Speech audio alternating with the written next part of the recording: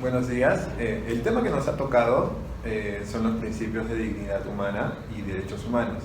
Para esto nosotros vamos a exponer cuáles son los conceptos de cada uno de estas ideas, tanto desde el punto de vista científico como desde el punto de vista de la doctrina social de la Iglesia. También vamos a explicar un caso aplicativo, un caso muy famoso que se dio hace algunos años en Estados Unidos y fue muy mediático porque fue una demanda que entabló un ex esposo a una actriz muy famosa, y sobre todo vamos a opinar sobre más o menos cómo este caso se puede desarrollar siguiendo los principios de la doctrina social de la Iglesia, así como también en la defensa de los derechos humanos, tanto de las personas involucradas. Para empezar, pues, vamos a presentar a las personas que estamos sentados en esta mesa. A mi izquierda está Waldo, que les va a explicar un poco de lo que son el punto de vista legal, de cómo las técnicas de reproducción asistida se desenvuelven en el marco legal peruano. También está Marjorie, que nos va a explicar un poco de la doctrina social de la Iglesia y el punto de vista. Judith, que nos va a explicar desde el punto de vista científico qué son las técnicas de reproducción asistida. Astrid, que nos va a explicar un poco a fondo de lo que es el caso, y también el punto de vista de lo que son cada una de las técnicas de reproducción asistida que existen, cuáles son aceptadas por la Iglesia Católica, cuáles tienen un fin comercial y atentan con los derechos de dignidad humana y principios humanos. Bueno, y Magali también, que nos va a exponer un poco del punto de vista social católico de este tema. Empezamos entonces este pequeño debate y explicando un poco cuál es el concepto de las teras. ¿Qué son las teras para ti, Judith? Bien, compañero Waldo, perdón. Ya, la reproducción asistida es un conjunto de técnicas y tratamientos médicos destinados a favorecer el embarazo en caso de fertilidad, ya sea por el tema de la mujer, del hombre o en caso de ambos. En los últimos años, estos tratamientos médicos han sido practicados por los seres humanos, ya que sí existen personas de que sufren el problema de la fertilidad y no pueden formar una familia. Y es por eso que sí se vienen practicando estas técnicas con esa finalidad de poder tener hijos. Bueno, en el presente caso que les voy a presentar más adelante, habla un poco sobre los problemas que tienen los padres por tener hijos, pero ya como que quisiera darles un adelanto de que en este caso no existe de alguna manera este problema de concebir, es decir, no existe un problema natural. Existe más como unos intereses profesionales en el cual pues un embarazo como que podría truncar la carrera de estas personas. Más o menos les quiero dar ese avance. Ya. Entonces, continuando lo que son las técnicas de reproducción asistidas, vamos a hablar un poco de cuáles son las técnicas que existen actualmente y cuáles de ellas son aceptadas o no dentro de la opinión de la Iglesia Católica. Para ello, Astrid nos va a explicar un poco de qué trata esto. Continuando con el tema, en referencia a los tipos de técnicas, les voy a hablar sobre 7 tipos de técnicas, los cuales las voy a leer y les voy a explicar cada una de ellas, comenzando con qué es la microinyección intracitoplasmática de espermatozoides testiculares. Es una de las técnicas que está recientemente utilizada desde hace 2 años porque, como dice mi compañero, son técnicas que se están utilizando por los problemas genéticos que pueden tener ya sean los padres o las madres, o en caso del caso presente que se va a exponer más adelante es el caso de postergar la maternidad o la paternidad en algunos casos, ¿no? Ya sean tanto profesionales o de tipo académicos. Esta técnica la menciono por la microinyección intraplasmática. Esta más recae en la figura del hombre, porque se hace un estudio en los espermas del hombre para poder ver cuál de ellos es más fértil para una futura fecundación para la madre. En la segunda técnica es casi similar, pero es la fecundación in vitro tras selección espermatozoide. En la primera se trata más que todo de sacar del testículo del hombre, sacar los espermas. En cambio, en la segunda técnica nos habla ya la selección, la donación que se da por parte de un hombre a una clínica, y acá se selecciona cuál de los espermas se va a vender en futuro y es la que se va a tratar más para luego una implantación. En la tercera técnica es el diagnóstico genético preimplantacional mediante biopsia embrional. En esta técnica ya se vio la fecundación del óvulo con el espermatozoide, ya lo tenemos en el laboratorio, pero en este caso no necesariamente todos los óvulos o espermas que se hayan fecundado sean los mejores para implantarlo, ¿no? O sea, acá se escoge cuál de los óvulos fecundados ya por el esperma está mejor para una implantación. Esto quiere decir que el esperma que ya se fecundó no tenga un tipo de malformaciones, no tenga un tipo de retraso. En la cuarta técnica es el diagnóstico genético preimplantacional mediante biopsia corpusporal. Es la misma que se explica anteriormente, solamente acá ya se va a implantar, acá se tienen que cumplir los requisitos que ya se había prescrito, ya sea por la madre o por los dos padres, que cumplen el requisito, ¿no? Pueden ser, como en Estados Unidos utilizan más estas técnicas, se dice que ya se utiliza el catálogo de embriones, en el cual los dos padres pueden escoger qué tipo de embrión quieren o qué tipo de hijo a futuro quieren tener, ya sea que tengan rasgos más trigueños, más blancos, más asiáticos o de distintos tipos, ¿no? El criopreservación de ovocitos, esto nos quiere referir más que todo en referencia a las mujeres, o sea, aquellas mujeres que nosotros queremos dar nuestros óvulos para que sean preservados o congelados en una clínica para una posterior implantación, ya sea en un vientre de alquiler o ya sea en el mismo vientre de la madre, pero de forma posterior, para postergar nuestra maternidad, se podría decir. En la criopreservación de embriones, acá ya es la preservación, pero del óvulo fecundado con el esperma, para más adelante poder procrearlo o implantarlo en el útero materno. Y la congelación de semen, eso está caracterizado más que todo en el hombre, es la congelación de su propio semen para una futura implantación en el óvulo y poderlo fecundar en el vientre o de la madre, ¿no? Se tiene que tener presente que estos siete tipos de técnicas a las que yo hago mención es la que la Iglesia Católica está en contra de ellas. ¿Por qué? Porque en estas técnicas la Iglesia nos habla de que como están todos desarrollados mediante una clínica o aspectos científicos, consideran que al ser humano lo están tomando como un objeto y no como una persona viva, ¿no? Y la única técnica a la cual la Iglesia acepta son aquellas técnicas donde los padres de forma natural quieren tener al hijo y solo se le da vitaminas o óvulos para que la madre pueda tener más tiempo de fertilidad en los óvulos al mismo carácter del padre.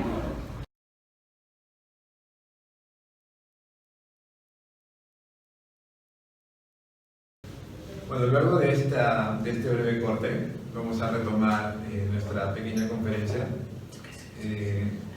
Ahora vamos a hablar un poco de cómo está regulado lo que son las técnicas de reproducción asistida, pero aquí en el Perú.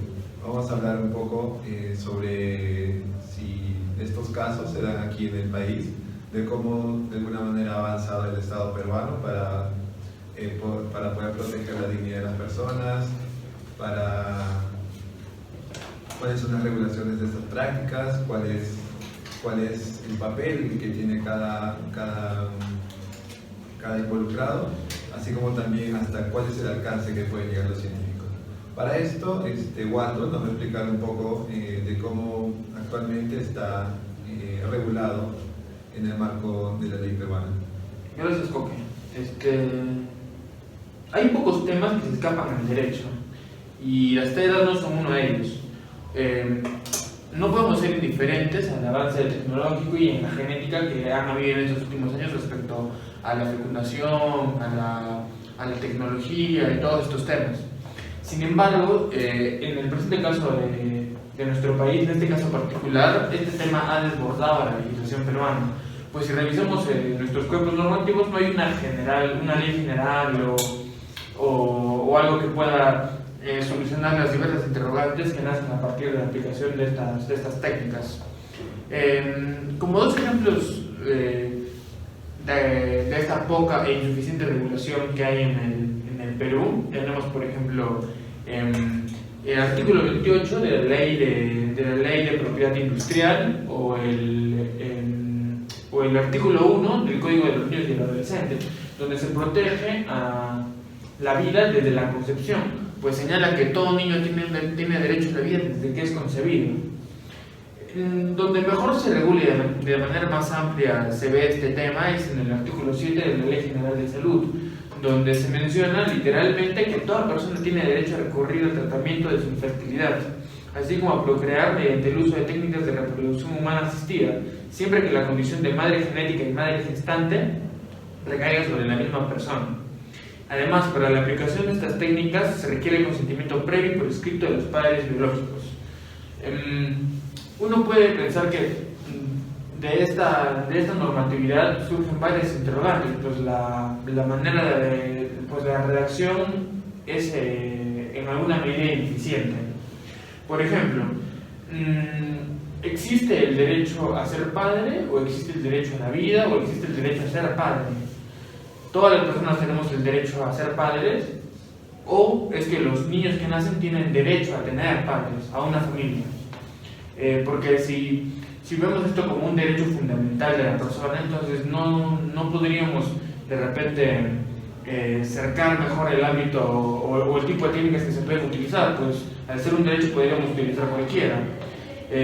Al señalar esta ley que se necesita el consentimiento y la autorización de los padres biológicos, estaríamos desapareciendo la figura del donador anónimo, porque aunque fuese anónimo, al momento de utilizar el material genético de los donadores anónimos, ya estaría teniendo que asumir ciertas obligaciones respecto del embrión que se está formando. Entonces, como conclusión a esto, podemos decir que el Perú necesita una estructura normativa que pueda contener todas las preguntas, interrogantes y variables que surgen de la aplicación de estas técnicas, pero por el momento nuestras leyes no tienen la suficiente capacidad de abordar por completo este tema de las TEDAS. Bueno, gracias, Waldo. Y sobre lo que has dicho, pues creo que surgen varias preguntas, ¿no?, que uno se podría plantear en caso que uno vaya a hacer uso de estas técnicas. Sobre todo, pues, ¿cuál es la identidad del propio niño, ¿no? O sea, ¿a quién debería llamar padre el niño? ¿Al padre biológico o al padre que de alguna manera pues paga para que esto se lleve a cabo? Y está bien, creo que hacer una revisión de la normativa peruana, saber que hay de alguna manera noción sobre este tema, pero creo que todavía hay mucho trabajo que hacer. Y como les decía, me parece un tema interesante, un tema que el propio avance científico está aplicando, se aplica en el día de hoy. Hay muchas familias que no pueden concebir hijos, también hay muchas personas que quizás que quieren traer hijos al mundo por un interés ajeno a lo que no es tener una familia tal como lo dicta el cristianismo y la Iglesia Católica. Pero vamos a hablar un poco ahora de lo que dice la doctrina social de la Iglesia sobre los principios del derecho humano, de la dignidad humana, y también de lo que también es la concepción de familia. Para ello, un poco nos va a explicar sobre este tema Magali, y bueno, te cedo la palabra. Ok, continuando con esto, como también la Iglesia no ha dejado de vergar lo que es la Declaración de los Derechos Humanos, donde dice que los derechos humanos parten de lo que es la dignidad de la persona humana. Los derechos humanos son universales y también son inviolables. Universales, ¿por qué? Porque le pertenece a todas las personas, y inviolable porque es inherente a la persona y también a la dignidad de la persona humana. Asimismo, también nos menciona que los derechos humanos no simplemente los dan los poderes del Estado, sino que también los derechos humanos le pertenecen a una persona y también a Dios. También le hace un hincapié a lo que son los derechos humanos, que donde nos menciona que todo ser humano tiene derecho a la vida, tiene derecho de que el hijo crezca bajo el corazón de la madre una vez que éste sea concebido, derecho a que crecer bajo una familia unida, ambiental y laboral. También tiene derecho a formar parte de un trabajo para poder ser el sustento de su propia familia. Tiene derecho a tener hijos bajo una responsabilidad, bajo una sexualidad responsable. Así como también el hombre tiene derecho, también tiene obligaciones. Por cada derecho que el hombre posee, debe de cumplir una obligación o un rol en la sociedad. Y actualmente nosotros podemos observar o podemos ver que el hombre exige derechos, pero más bien no cumple con sus obligaciones. Ya, aportando a lo que dijo mi compañera Magali, la DCI nos dice que el matrimonio es la unión libre de dos personas que deciden amarse. Como sabemos, uno de los fines últimos de lo que es el matrimonio es traer a la vida, traer al mundo lo que es un hijo, o sea, tener un bebé que es fruto del amor de las parejas. Pero ¿qué hacemos con las personas o familias que no pueden tener los bebés, ¿no? Que les dificulta, que tienen algún problema? Según la doctrina social de la Iglesia, nos dice que son lícitas solamente y únicamente aquellas prácticas que brindan ayuda médica, es decir, de que no esté fuera del contexto matrimonial. Por ejemplo, lo que es las clínicas in vitro no son totalmente rechazadas por la Iglesia, únicamente son aceptadas las que no van intrínsecamente contra la dignidad de la persona y la dignidad humana.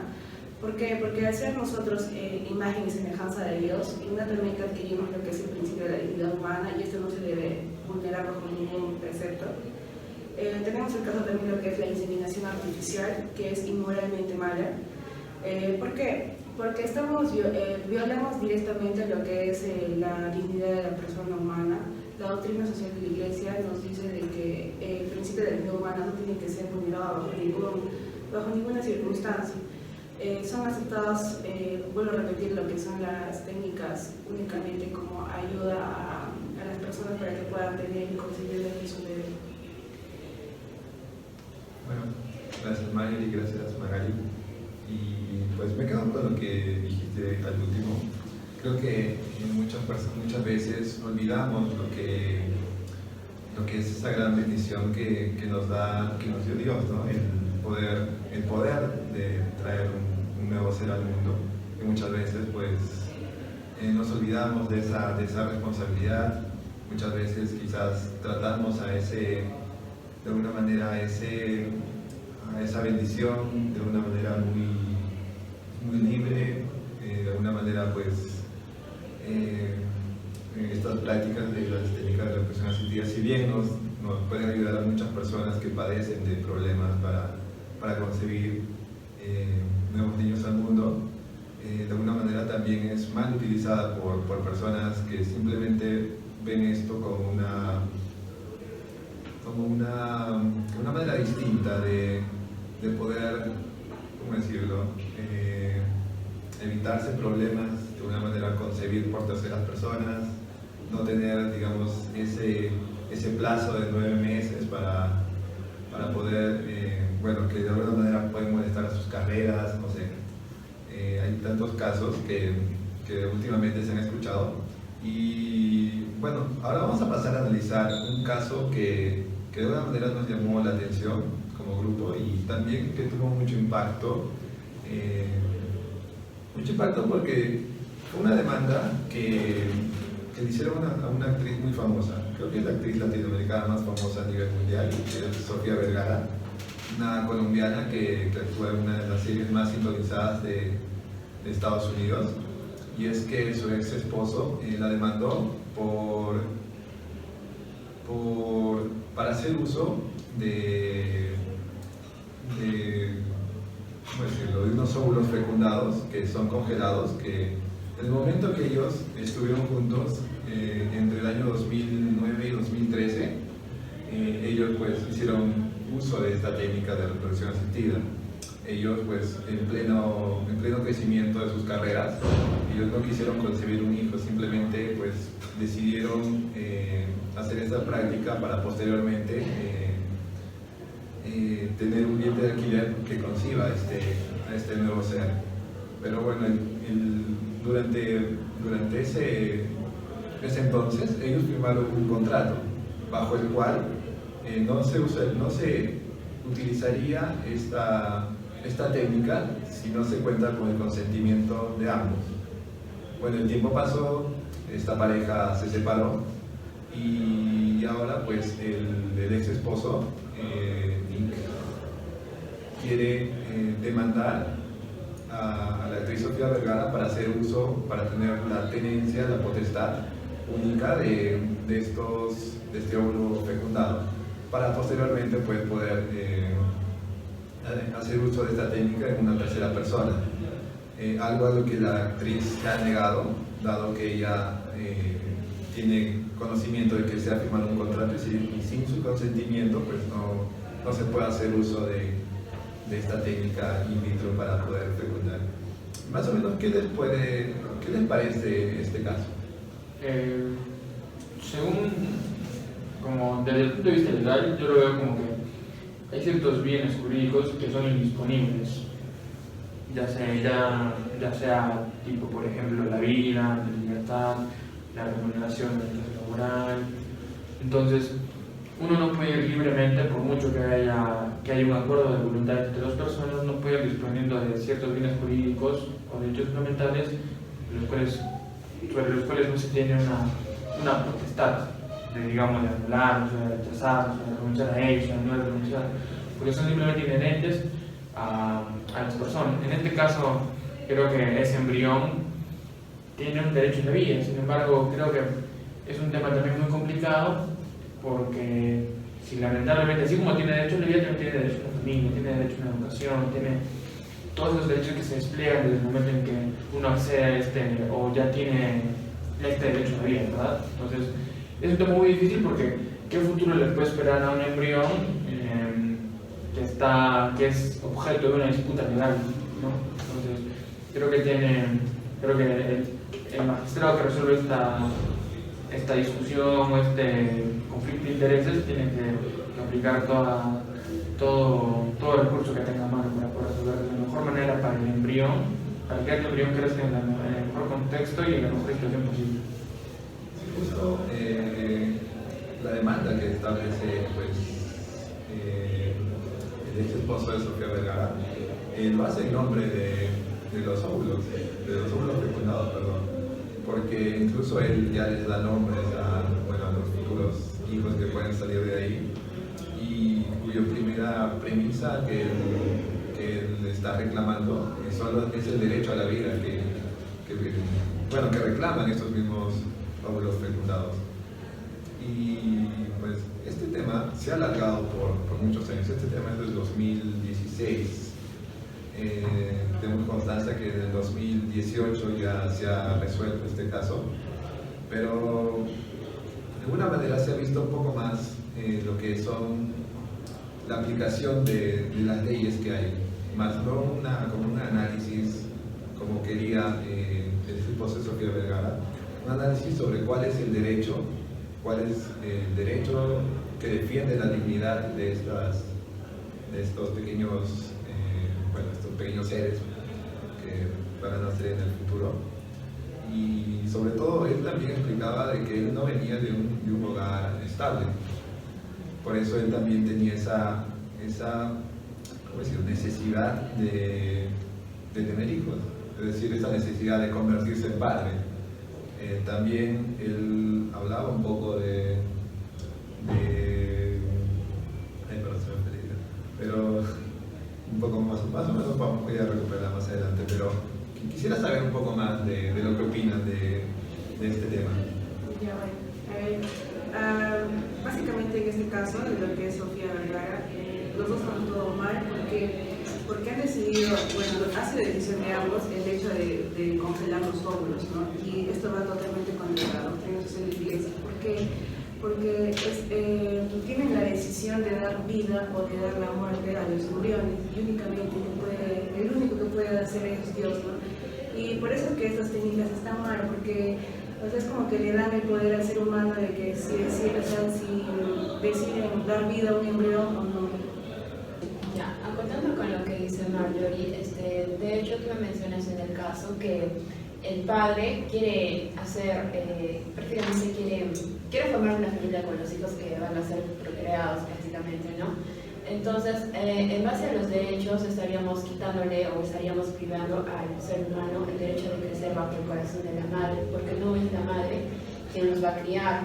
Ahora, otro derecho vendría a ser el que estaríamos privando, vendría a ser el derecho de crecer bajo una familia unida, porque no va a estar formado tanto por la madre ni por el padre, sino que el padre solamente quiere formar una familia con sus hijos debido a los conflictos que ellos han tenido.